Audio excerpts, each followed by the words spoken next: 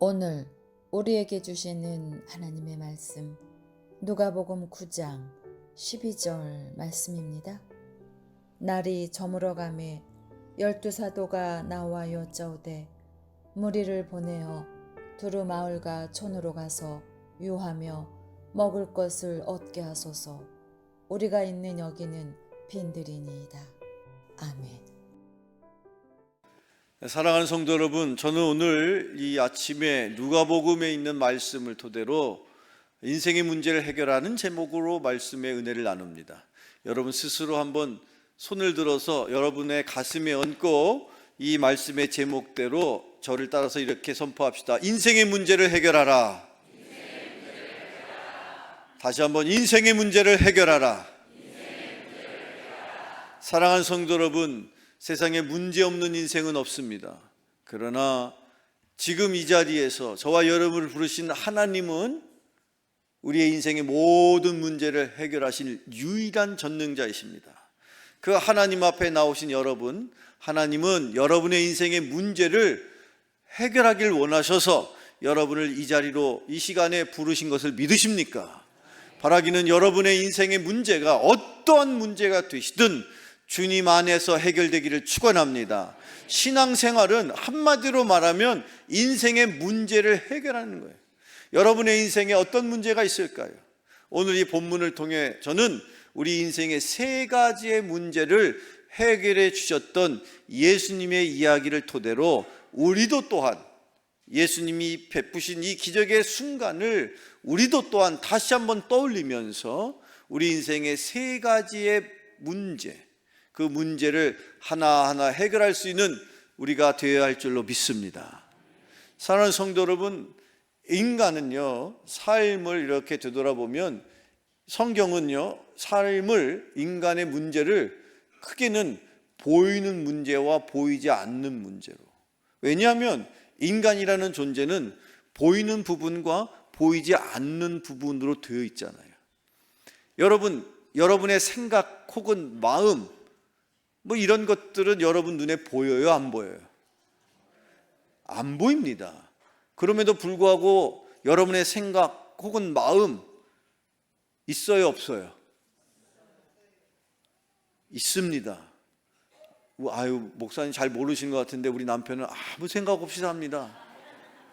혹시 그럴 수 있을지 모르겠습니다만 그분도 생각이 없지는 않아요. 심지어 세상 사람들도 그렇게 하루에, 아마도 어떤 사람은 세봤나 보죠. 하루에 5만 가지 생각을 한다. 5만 가지라는 게 1만, 2만, 3만, 4만 할 때 그 5만이거든요. 얼마나 많은 생각을 합니까? 그런데 문제는 생각이라는 게 안 보인다는 것이죠. 안 보인다고 없지 않습니다. 따라서 인간은 보이는 부분과 보이지 않는 부분이 있어요. 더 구체적으로 성경은 인간은 영과 혼과 육 이렇게 되어 있다라고 말하고 있죠. 그 가운데 보이지 않는 부분이 있고 보이는 부분이 있어요. 우리의 육신은 여러분 보이는 부분이에요. 그러나 우리의 영 또는 혼이라고 표현되는 그 부분은 대단히 중요한 것임에도 불구하고 눈에 보이지 않습니다. 그런데 우리의 인생의 문제를 이 땅에 오셔서 해결해 주셨던 주님은 그 인생의 문제를 어떻게 해결해 주셨고 또 그 문제를 어떤 방식으로 풀어야 되는지를 우리에게 가르쳐 주셨습니다. 오늘 이 본문으로 삼은 여기 누가복음의 말씀은 흔히 여러분 아시는 것처럼 오병이어의 기적이다라고 말합니다. 그런데 성경에는 예수님의 행적을 기록한 성경에는 특별히 마태, 마가, 누가, 요한 이 네 개의 복음서에는 빠짐없이 이 오병이어의 기적의 말씀이 기록되어 있어요. 여러분, 예수님의 탄생을 기록한 본문, 그 예수님의 탄생의 이야기를 웬만한 교회 다니시는 분들은 다 알 겁니다. 예수님이 탄생하실 때 황금과 유향과 모략을 누군가 예수님, 아기 예수에게 바쳤습니다. 그게 누구였습니까? 동방박사 세 사람의 이야기는 성경에서 복음서 중에도 마태복음에만 나오는 이야기예요. 또한 여러분 아시는 예수님의 기적 중에서 물이 변해서 포도주가 되었습니다. 물이 변해서 포도주가 되는 그 놀라운 변화, 그 물이 변해서 포도주가 될 때의 그 변화의 놀라운 기적을 성경에서는 유일하게 요한복음에만 기록하고 있어요. 그러다 보면 때로 예수님의 다양한 행적을 성경이 낱낱이 기록했음에도 불구하고 어떤 모습은 마태복음에만 있고 또 어떤 모습은 요한복음에만 있는데, 특별히 오늘 이 본문으로 삼은 흔히 오병이어의 기적이라고 말하는 이 기적은 특별하게도 마태, 마가, 누가, 요한 이 네 개의 복음서에 빠짐없이 기록되어 있는 대단히 중요한 말씀인 것이죠. 그리고 예수님의 기적 중에서도 이 놀라운 기적, 오병이어의 기적, 배고픔을 면했던 이 기적을 통해서 예수님은 본질적으로 인생을 살고 있는 저와 여러분을 향하여 우리가 해결해야 될 인생의 문제를 어떻게 풀어야 되는지를 가르쳐 주셨습니다. 오늘 이 본문을 토대로 여러분이 지금 겪고 있는 인생의 문제, 어떤 문제였든지 이 아침 말씀을 토대로 여러분의 인생의 문제가 해결되기를 축원합니다. 여러분의 가정의 문제, 여러분의 자녀의 문제, 직장의 문제, 교회의 문제, 이 나라와 민족의 문제, 인류의 모든 문제가 주님 안에서 해결됨을 믿으시기를 축원합니다. 왜 이 땅에 주님이 오셨습니까? 인류의 모든 문제를 해결해 주시려고 오신 거예요. 왜 주님이 여러분을 교회로 부르셨습니까? 왜 이 아침에 주님 앞에 여러분을 부르셨습니까? 이유는 무엇입니까? 그것은 바로 인생의 문제를 주님만이 해결해 주실 것을, 그리고 인생의 문제가 있으면 그 문제를 주님 안에서 해결하기를 원하셔서 여러분의 인생의 문제 다른 사람 쫓아다니지 마시고 주님 앞에 나오시면 주님만이 해결해 주십니다. 주님 앞에 해결되지 않을 문제가 없어요. 괜히 시간 낭비해서 이 사람 쫓아가고 이런 일도 해보고 저런 일도 해서 그때 비로소 주님 앞에 나와서 되다 안 되니까, 하다 안 되니까 그때 와서 주님 나 좀 살려주십시오, 그런 인생 살지 마시고 처음부터 주님 앞에 나와서 여러분의 인생의 문제를 하나하나 해결할 수 있다면 여러분의 인생은 문제없는 인생, 아니 문제가 있어도 해결할 수 있는 인생 살아가시기를 축원합니다. 목사님 걱정 마세요, 저는 제 인생의 문제는 아무것도 없어요, 문제 없이 살고 있습니다. 그런 분 계시면 손 들어보세요. 그렇게 생각하시는 게 문제야. 왜 인생에 문제가 없습니까? 다만 문제는 있어요. 저도 문제가 있고 장로님, 권사님, 집사님 어떤 누구에게도 문제는 있으나 다만 그 문제를 하나하나 풀어가며 사는 인생이 있고, 여전히 이 문제 저 문제가 꼬여가지고 도저히 실타래처럼 꼬인 문제를 풀 수 없어서 자포자기하는 인생이 있을 뿐인 것이지, 인생의 문제는 다 같이 있다는 거예요. 오늘은 저와 여러분은 인생의 문제가 있어도 주님 안에 나왔으니 주님 안에서, 주님 앞에서 그 문제가 해결될 것을 믿으시기를 축원합니다. 자, 예수님은 어떤 문제부터 해결해 주셨는지, 저와 여러분은 어떻게 문제를 해결해야 되는지, 첫 번째 어떻게 해야 됩니까? 영혼의 문제를 먼저 해결하세요. 여러분의 인생에는 지금 다급하게 먹고 사는 문제가 당장에 급할 것 같아도 여러분의 영혼의 문제를 먼저 해결해야만 그 먹고 사는 문제가 해결될 것을 믿으시기를 바랍니다. 순서가 있는 거예요. 아무리 급해도, 급한 일이라고 해도 모든 일에는 순서가 있는 거예요. 심지어 신앙생활에도 순서가 있어요. 그 순서를 어긋나는 이상 여러분이 원하는 답을 얻을 수가 없습니다. 예수님께서 그것을 우리에게 가르치시는 거예요. 그래서 영혼의 문제를 먼저 해결해 주십니다. 오늘의 본문 누가복음에 읽어보면 누가복음 9장 11절에 오병이어의 현장에서 예수님이 무슨 일을 먼저 행하셨는가. 자, 9장 11절 읽어봐요. 시작. 무리가 알고 따라왔거늘 예수께서 그들을 영접하사.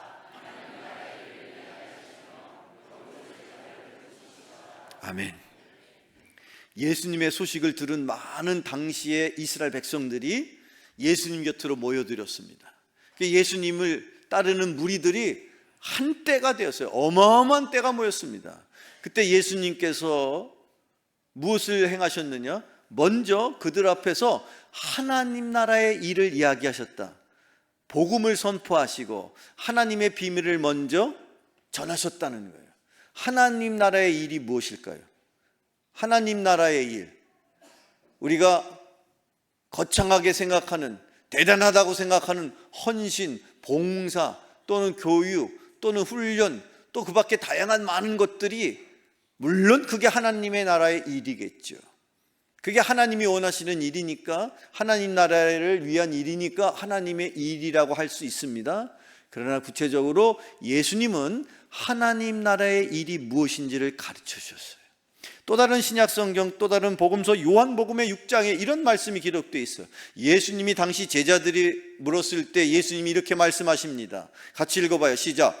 그들이 묻되 우리가 어떻게 하여야 하나님의 일을 하오리까? 예수께서 대답하여 이르시되 하나님께서 보내신 이를 믿는 것이 하나님의 일이니라 하시니. 아멘. 제자들이 물었다는 거예요. 예수님, 우리도 하나님의 일을 하고 싶어요. 그러니 하나님의 일이 뭔지 좀 가르쳐 주시죠. 그때 예수님이 뭐라고 말씀하셔요? 하나님의 일은 다른 게 아니야. 기록되어 있기를 하나님께서 보내신 이를 믿는 것. 하나님께서 보내신 이가 누굽니까? 예수님이죠. 예수님을 믿는 일이 무슨 일이에요? 하나님의 일이야. 하나님의 일은 목사님, 장로님, 선교사님 이런 분들이 하는 일이 하나님의 일이 아니고, 내가 지금 예수님을 믿고 신앙생활하고 이렇게 주일날 주님 앞에 나와 예배드리는 이 기본적인 일, 이게 바로 하나님의 일이 됨을 믿으시기를 축원합니다. 여러분은 지금 이 순간에 뭘 하는 거예요? 무슨 일을 하는 거예요? 누구의 일을 하는 거예요? 하나님의 일을 하는 거예요. 하나님의 일을 목사나 장로나 선교사님 같은 특별한 분들이 하는 게 아니라 하나님의 일은 믿는 거예요. 믿음이 하나님의 일이라고. 오병이어의 기적이 일어나는 그 순간에 예수님께서 이스라엘 백성들을 향하여 믿음에 관련된 하나님의 나라의 일을 말씀하셨다는 거예요. 그것을 통해서 그들이 어려워하고 궁금해하고 힘들어했던 그들의 영혼의 문제, 그들의 영적인 문제를 명쾌하고도 분명하게 말씀하신 겁니다. 여러분의 인생의 어떤 문제라도 그 문제의 근본인 영혼의 문제를 해결할 수 있는 여러분 되길 축원합니다. 그러면 그로부터 모든 인생의 문제가 하나하나 순차적으로 풀리기 때문인 것이죠. 성경을 계속 읽어보면 여러분 요한 3서 1장 2절을 읽어봅시다. 신약성경 요한 3서 1장 2절입니다. 시작. 내 영혼이 잘됨 같이 내가 범사에 잘되고 강건하기를 내가 간구하노라. 아멘. 요한복음을 쓴 사도 요한이 그 말년의 때에 요한 1서, 2서, 3서를 쓴 거예요. 그러니까 요한복음과 요한 1서, 2서, 3서, 더 나아가서 요한계시록까지는 같은 사도에 의해서 쓰여진 말씀이에요. 그 맥락이 상당히 유사한 게 많아요. 그 요한복음 조금 전에 읽었던 본문에서 하나님의 일은 믿는 거야 라는 그 명쾌한 해답을 들었던 당시의 사도 요한이 요한 3서 1장 2절을 통해서, 따라서 내가 너희들에게 권면하는데 사도 요한이 편지로 권면하는 거예요. 너희들이 잘 되려면 먼저 영혼이 잘 돼야 돼. 영혼의 문제가 풀리면 범사가 잘 될 거야. 그리고 범사가 잘 되면 건강도 지킬 수가 있단다. 영혼이 잘된 같이 범사가 잘 되면 강건하기를 축원합니다. 여러분의 영혼이 먼저 잘 되기를 축원합니다. 여러분 먹고 사는 문제, 영적인 문제가 해결되면 따라서 오는 부록과도 같은 보너스의 인생을 사는 거예요. 하늘에 나는 공중의 새를 하나님이 먹이시거든 하물며 너희들일까 보냐. 하나님이 당신의 자녀를 굶어 죽이겠습니까 여러분? 그러나 여러분 주님의 자녀답게 여러분의 영혼의 문제를 먼저 확신을 갖고 해결할 수 있는 은혜가 있기를 축원합니다. 주님께서, 예수님께서 오병이어의 기적을 앞서서 분명히 주님은 하나님이시니까 분명히 조금 지나지 않아서 이 많은 사람들이 배고프다고 난리를 칠 걸 분명히 아시죠. 그랬으면 미리 먹을 걸 준비해 놓을 법도 한데 그러시질 않았다는 거예요. 그러면서 하나님의 말씀을 증거한 것이죠. 그들의 영혼의 문제를 해결해 주신 것이죠. 그들에게 영원한 생명이 어디에 있음을 가르쳐 주신 것이죠. 하나님의 나라의 일이 무엇인 것을 깨닫게 하신 것이죠. 그러고 나서 비로소 하나씩 하나씩 그들의 인생에 필요했던 문제를 풀어주셨던 겁니다. 무엇보다 먼저 여러분, 영혼이 잘 되기를 축원합니다. 영혼의 문제를 풀어나가는 여러분 되기를 축원합니다. 그러면 여러분의 인생의 문제는 풀려집니다. 두 번째, 이렇게 영혼의 문제를 풀어주시고 나서 두 번째는 우리 또한 어떤 문제를 풀어야 될까? 어떻게 해야 됩니까? 두 번째, 마음의 문제를 푸세요. 인생은 마음 먹기 달린 거예요. 어떤 마음을 갖고 사느냐가 그 인생의 행복과 불행을 좌우하는 겁니다. 돈이 많아도 불행한 사람이 있어요. 그러나 가진 것이 없는데 늘 얼굴에 웃음꽃이 가득한 인생을 살아요. 여러분 어떤 인생을 살기를 원하십니까? 물론 돈도 많으면 그러면 자연스럽게 인생도 부유하고 넉넉하게 살 수 있을 거라고 생각하시죠. 그 열심히 평생토록 돈을 긁어모으고 모았습니다. 그런데 과연 그렇습니까? 그렇지 않습니다. 주님은 그래서 영혼의 문제를 해결하신 이후에 그들의 마음의 문제를 해결해 주시는 거예요. 성경 오늘의 누가복음에 그 오병이어의 기적의 순간에 아주 특별한 장면을 우리가 기억해야 될 것이 있는데 그것이 바로 누가복음 9장 14절 16절에 이런 말씀입니다. 읽어봐요. 시작. 제자들에게 이르시되 때를 지어 한 50명씩 앉으라 하시니 제자들이 이렇게 하여 다 앉힌 후 떡 5개와 물고기 2마리를 가지사 하늘을 우러러 축사하시고 떼어 제자들에게 주어 무리에게 나누어 주게 하시니 먹고 다 배불렀더라. 아멘. 여러분 사랑하는 성도 여러분, 예수님께서 당시에 예수님 앞에 나와 말씀을 듣는 중에 누군가 세봤나 보죠. 남자만 쳤는데 남자만 몇 명이라고 했어요? 5,000명이래. 남자만. 당시의 관습에서는 그냥 남자만 쳐요. 여자 혹은 자녀들은 그냥 개수를 안 해요.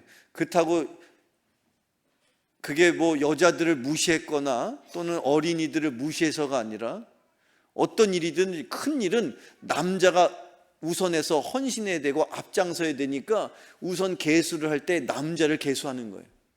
여자를 무시하거나 아이들을 무시해서가 아니라 남자들이요, 이 공동체 안에 여러분의 가정 가운데 남자들이요 정신 번쩍 차리세요. 어영부영 살면 안 되는 거예요. 그런데 당시에 예수님 앞에 남자들이 무려 몇 명이요? 5,000명이에요. 그런데 그 5,000명이나 되는 인원을 예수님께서 한 번에 다 만약에 먹을 것을 내려서 펼치셨으면 난리가 났겠죠.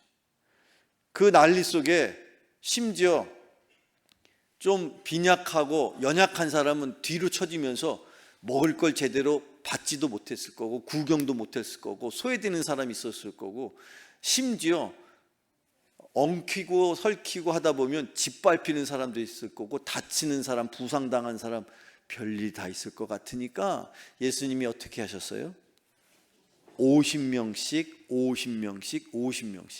이렇게 그룹을 조금씩 모아서 5,000명을 50명씩 나눴다는 거예요.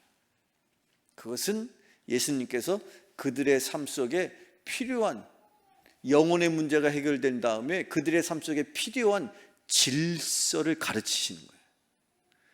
이 교회가 그렇게 하나님은 질서의 하나님이신지라 이 교회 안에도 그런 질서가, 영적인 질서가 철저하게 지켜지기를 축원합니다. 우리 교회도 그런 의미에서 장로님을 세워드리고 권사님과 집사님과 또 그 밖에 많은 다양한 리더들을 세워서 사역을 하는 거예요. 이건 하나님께서 일찍이 예수님의 기적의 순간에도 늘 이 원칙을 벗어난 적이 없어요. 이 원칙대로 여러분의 가정에도, 여러분의 직장에도, 심지어 우리가 섬기는 이 교회 가운데에도 그런 영적인 질서가 꼭 지켜질 수 있기를 축원합니다. 이게 마음의 문제를 해결하는 데 특별한 원칙이 되고 원리가 되는 거예요. 이 원칙과 원리를 무시하면 마음의 문제는 절대로 해결할 수가 없어요. 이런 질서 아래, 자, 이렇게 50명씩 느닷없이, 자, 50명씩 모여라 해가지고 모임을 50명씩 모았는데, 그러고 나자마자 예수님께서 또다시 기적의 그 순간에 앞서서 뭘 하십니까? 하늘을 우러러 축사하셨어요. 여기에 이 예수님의 기적의 하이라이트가 여기 있는 거예요. 축사라는 건 한마디로 말하면 하나님 앞에 이들을 향하여 복을 내려달라고 하나님 앞에 축복하여 기도하면서 감사했다는 거예요. 축사라는 말이 축복과 감사를 뜻하는 거예요. 축복의 축자와 감사의 사자야. 축사하셨다고.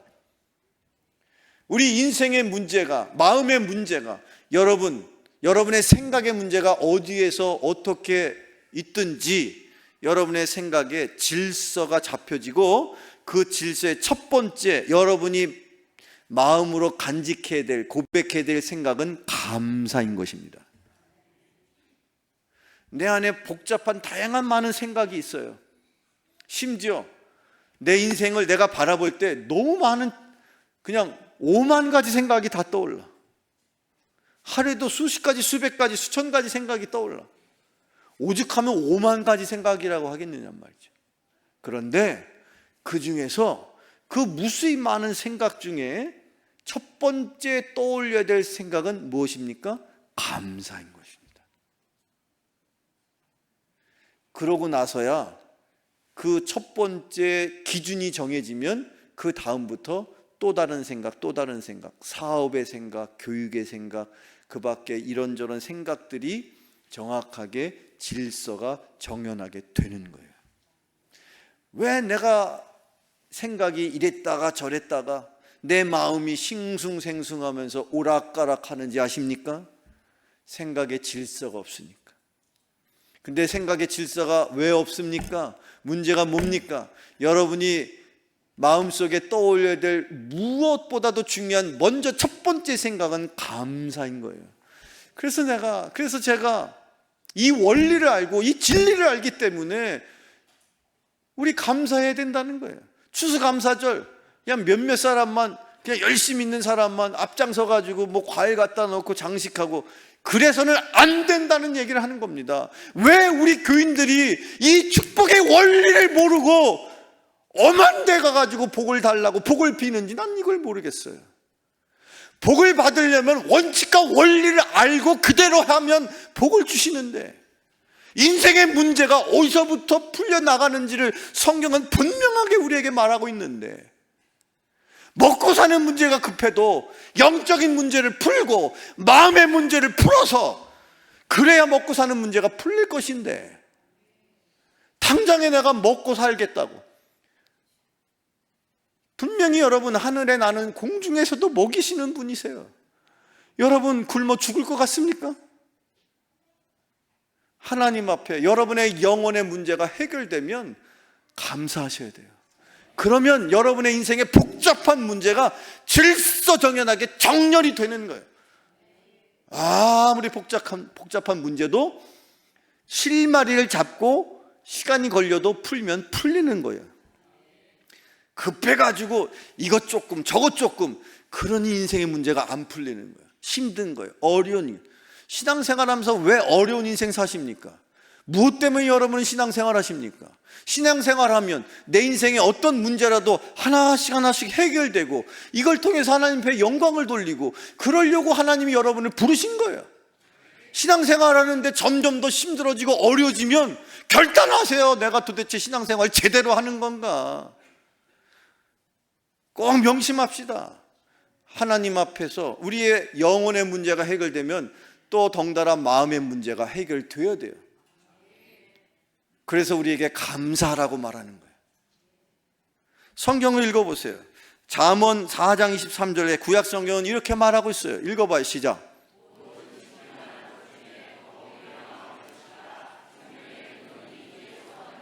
아멘.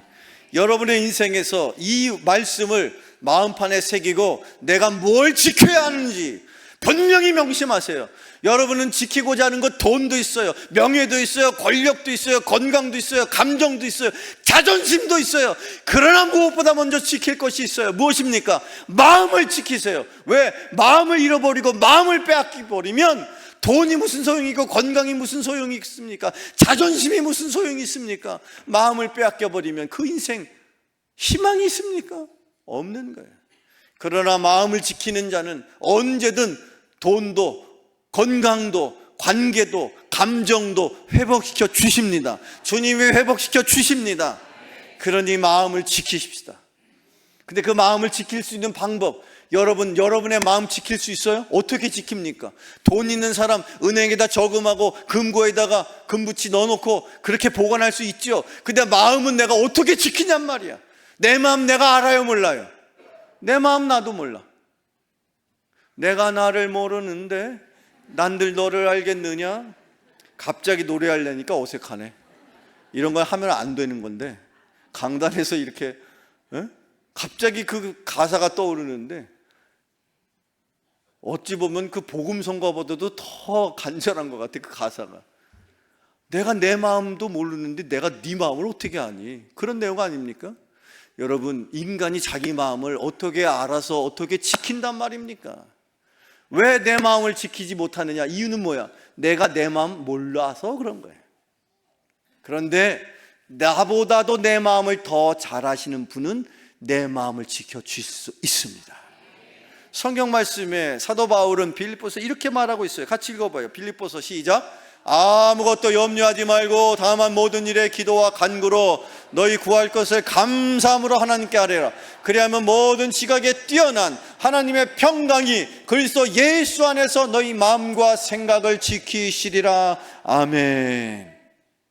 우리의 마음은 누가 지켜주실까요? 주님이 지켜주시는 거예요. 그 주님이 지켜주시려고 우리의 마음속에 어떤 마음을 주시느냐? 평강의 마음을 주세요. 내가 너에게 주노라. 세상이 줄 수 없는 평안을 내가 너에게 주노라. 주님이 우리에게 평강을 주시면 그 평강으로, 주님이 주시는 그 평강으로 내 마음이 지켜지는데 그 이전에 내 마음은 근심하고 걱정하고 염려하고 있어요. 이것도 근심이고 이것도 걱정이고 저것도 염려예요. 그런데 그 가운데서도 내가 뒤늦게 깨닫고 그럼에도 불구하고 내 남편 생각하면 근심이고 내 자녀 생각하면 걱정이고 내 하는 일 생각하면 참으로 암담하고 도대체 희망이 없는 것 같은데 그럼에도 불구하고 이 모든 것을 하나님 앞에 기도하는 거예요. 그런데 그 기도할 때 뭐라고 기도해요? 그래도 감사로 기도하는 거예요. 내 남편 그래도 있어주니 감사하고 내 자식 그래도 있어주니 감사하고 그래도 있어주니 감사하고 이렇게 감사하게 되면 내 마음속에 하나님께서 주시는 뭐가? 평강이 자리하게 되고 그 하나님이 주시는 평강으로 내 마음을 어떻게? 지켜주시는 거예요. 그런 마음의 평강이 어떻게 임하느냐? 감사할 때. 그렇게 마음이 지켜지면, 그 마음을 지키게 되면, 마음을 지킨 사람은요 물질도 지킬 수 있어요. 마음을 지킨 사람은요 건강도 지키고 명예도 지키고 자신뿐 아니라 가정도 지킬 수 있습니다. 그러니 여러분, 마음의 문제를 어떻게 해결할 거예요? 마음의 문제를 해결할 수 있는 그 지혜가 오늘 저와 여러분에게 필요하다면 감사하시면 됩니다.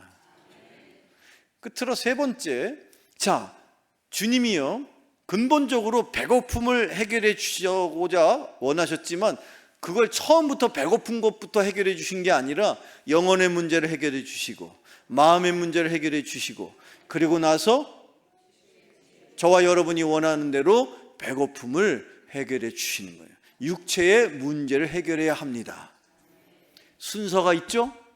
오병이의 기적에도 영혼의 문제가 해결되고 마음의 문제가 해결되고, 그리고 근본적으로 우리가 원하는 문제, 배고픔의 문제, 먹고 사는 문제 해결됩니다. 주님 앞에 나오면 그 문제는, 먹고 사는 문제는 문제가 될 게 없어요. 여러분 주님 앞에 나와서 먹고 사는 문제 갖고 씨름하고 있다면 빨리 문제를 어디서부터 시작해야 되는지를 깨달으시고 내 영혼의 문제를 해결하고 영혼 구원의 확신을 갖고 마음의 감사를 채우고, 그리고 먹고 사는 문제를 기도하면 해결됩니다. 성경을 읽어보세요. 누가복음 9장 17절의 말씀입니다. 같이 읽어봐요. 시작.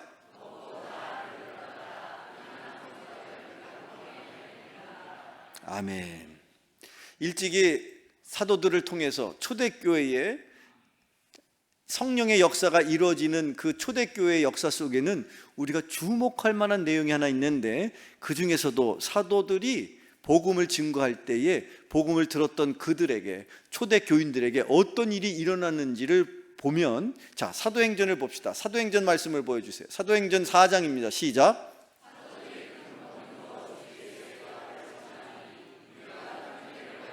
그 중에 가난한 사람이 없으니 이는 밭과 집 있는 자는 팔아 그 판 것의 값을 가져다가 사도들의 발 앞에 두매 그들이 각 사람의 필요를 따라 나누어 줌이라. 아멘. 이 대목을 가지고 많은 학자들이, 사상가들이 저게 공산주의 사상의 근간이다라고 흔히들 그렇게 평가하면서, 저기 봐봐, 가난한 사람들이 다 먹을 것을 나누고 서로 통용하고 그랬잖아, 우리도 그렇게 해야 돼 라고 그렇게 해석을 합니다. 그게 틀렸다는 것이 아닙니다. 그러나 그것은 저 말씀의 근본을 모르는 반쪽짜리 해석이에요. 여기 보시는 것처럼 사도들이 큰 권능을 얻었어요. 성령의 권능을 갖고, 심지어 사도 바울이 말씀을 선포해서 그날 한번 설교를 하죠. 그러면 그 자리에서 때로는 3,000명, 때로는 5,000명이 회개한대요. 와, 대단한 거 아닙니까? 초대교회는요, 우리가 생각하는 그런 조그만 공동체가 아니에요. 생각해 보세요. 한 번에 5,000명이 세가족으로 등록을 했다는 거야. 그러면 그 교회는 5,000명 곱하기 부인이 있고 애들이 있어요. 그러면 5 곱하기 4만 해도 기본적으로 초대교회는 베드로가 한번 설교했더니 한 번에 순식간에 2만 명 출석 교회가 됐다는 거야. 이런 일이 과연 가능한가? 성령이 역사하시기 때문에 가능한 거예요. 여러분, 기네스북에 올랐던 교회, 우리 지금 알고 있는 순복음교회, 그 교회가 수십만 명이 교인이 될 수 있는가? 그게 무슨 교회야? 그 교회의 주인은 성령님이시기 때문에 되는 거예요. 물론 탁월한 영적인 지도자가 있었기 때문이기도 했겠지만, 그를 사용하시는 분이 성령님이 계시기 때문에 수십만 명이 그렇게 한 교회를 이루는 거예요. 그런데 당시 큰 권능을 얻어서 사도들이 뭘 말했느냐, 뭘 전했느냐? 예수님께서 당신의 죄를 짊어지시고 대신 십자가에서 피 흘리셨으니 예수님을 믿기만 하면 당신의 죄가 용서받고 당신도 예수님처럼 부활해서 죽음의 권세를 이기고 영원한 생명을 약속해 주십니다. 그걸 열심히 전하는 거예요. 복음을 전하는 거예요. 선교하는 거예요. 전도하는 거예요. 그때에 성령께서 역사가 그들 가운데 일어나니까, 성령의 능력이 그들 가운데 임하니까 복음을 전했어요. 예수 그리스도의 부활을 전했어요. 그랬더니 그 가운데 어떤 일이 일어났다고요? 그 무리가 큰 은혜를 받고, 그 은혜를 받은 이들의 삶 속에 어떤 변화가 일어났어요? 그 중에 어떤 사람이 없어요? 사랑하는 성도 여러분, 온전하게 복음을 받아들이면, 그 인생의 삶이 회복되면 가난이 떠나갑니다. 이 나라와 민족이 어떻게 잘 살게 됐을까요? 많은 사람들은 새마을 운동을 했고요, 또는 누가 어쩌고 저쩌고 얘기를 다양한 많은 관점으로 해석을 합니다. 그러나 성령은 분명히 말하고 있습니다. 예수 그리스도의 부활에 대한 그 분명한 복음이 선포되고 증거되는 그 나라와 그 민족, 심지어 그 개인과 가정과 교회는 하나님께서 책임져 주십니다. 가난이 떠나갑니다. 여러분의 인생의 가난은 여러분이 열심히 돈 벌고 애써서 그 가난이 떠나가는 것이 아니라 여러분 속에 예수 그리스도의 부활이 능력 있게 증거되고 복음이 전해지고 복음의 능력으로 세상에 나아가 살아가게 된다면 성령의 능력으로 가난이 떠나가게 될 것입니다. 육체의 문제 무엇으로 해결하는 것이냐? 복음으로 해결하는 거예요. 그래서 지나온 기독교의 2000년 역사 속에 복음을 능력 있게 증거하는 나라와 민족을 하나님이 책임져 주셔서 그 나라와 민족이 부흥케 되는 것이고, 그 개인을 하나님께서 특별하게 기억하셔서 그 나라와 민족뿐 아니라 그 개인을 통하여 그의 가정과 그의 자손을 만세의 복을 내려 주시는 것입니다. 육체의 문제를 해결하세요. 주님 앞에 나와서 영적인 문제와 마음의 문제와 또한 영혼의 문제가 해결될 때에 여러분을 통해서 이 세상 믿지 않는 사람조차 주님께로 오게 될 줄로 믿습니다. 오늘 우리에게 주시는 마지막 말씀입니다. 신약성경 누가복음의 말씀을 같이 읽어봐요. 시작.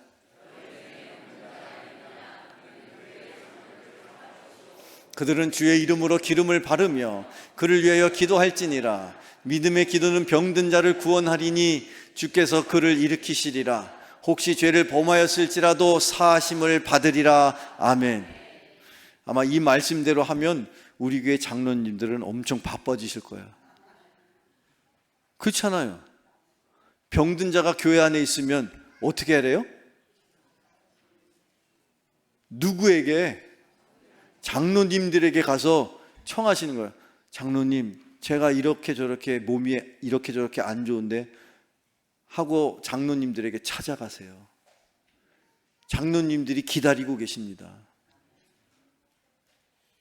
물론 저 말씀을 여러분들이 잘 이해하셔야 돼요. 왜냐하면 저 말씀을 잘못 이해하면 무조건 병들면 무조건 주님 그 말씀대로라면 무조건 장로님에게 가서 기도받으면 된다라고 생각하시는데, 여러분 성경을 이렇게 여러분 멋대로 자기 멋대로 그렇게 해석하면 안 되는 거예요. 알지도 못하면서. 여기 지금 기름을 바르며 라고 표현되어 있는데, 기름을 발랐다는 것은 그 당시에 기름이라는 것은 무엇을 의미하는 줄 아십니까? 기름은요 그냥 바르는 게 아니에요. 뭐 부친 게 부쳐 먹으려고 기름 바르는 거 아닙니다. 계란 후라이 해 먹으려고 기름 바르는 거 아닙니다. 기름을 바른다는 것은 당시에 의료적인 활동, 의료적인 행동을 하라, 그런 뜻입니다. 기름을 바른다라는 것은 아픈 자에게 필요한 의료적인 행동을 통해서라는 뜻이에요. 이 장로님이 봤을 때 이 사람은 지금 내과에 가게 돼야 되겠다, 내지는 또는 하다못해 뼈가 부러졌으면 정형외과에 가야 되겠다, 내지는 이렇게 조언을 해주시면서 기도하시면서 마음을 먼저 평안하게 담대하게 해주라는 얘기예요. 이게 무조건 장로님이 기도해 주시면 낫는다, 이렇게 무식하게 성경을 해석하면 안 되는 거예요. 그리고 저 말씀 중에는 병자를 구원하셔서 일으키신다고 말씀하시죠. 그 병자의 병을 낫게 하시되 구원을 먼저 하신다 그랬어요. 그의 영혼을 구원하시고 그의 마음을 구원하시고 그리고 일으켜서 병을 낫게 하신다, 그런 뜻이에요. 우리 교우들 가운데 아픈 사람들, 아픈 분들 많이 계시죠? 근데 그분들을 위해서 기도할 때 늘 저 원칙을 기억합니다. 그의 영혼을 먼저 구원하여 주시고 그의 마음을 평안하게 해주시고. 왜냐하면요, 아픈 분들 중에는요 마음속에 원망이 가득한 사람 너무 많아. 내가 이렇게 된 게 누구 때문이고 누구 때문이고 누구 때문이야. 그렇지 않습니다. 그래서 저기에 장로님들이 그들의 영혼을 살피고 그들의 마음을 돋듣고, 그리고 나서 그렇게 영혼이 또한 그의 마음의 문제가 해결될 때에, 그때에 그 병이 낫는 건 하나님에게 속한 일이에요. 우리 가운데, 우리 교회 가운데 이 말씀처럼 그렇게 믿음의 기도로 그의 영혼의 문제가 해결되고 또한 마음의 문제가 해결되며 육신의 질병조차도 해결받을 수 있는 은혜의 교회가 되실 수 있기를 주님의 이름으로 축원합니다. 축원합니다. 기도하겠습니다. 우리들의 인생의 문제가 주님의 은혜 가운데 해결될 것을 믿습니다. 내 영혼의 문제와 마음의 문제와 육체의 문제를 해결하여 주시옵소서. 예수님의 이름으로 기도하옵나이다. 아멘.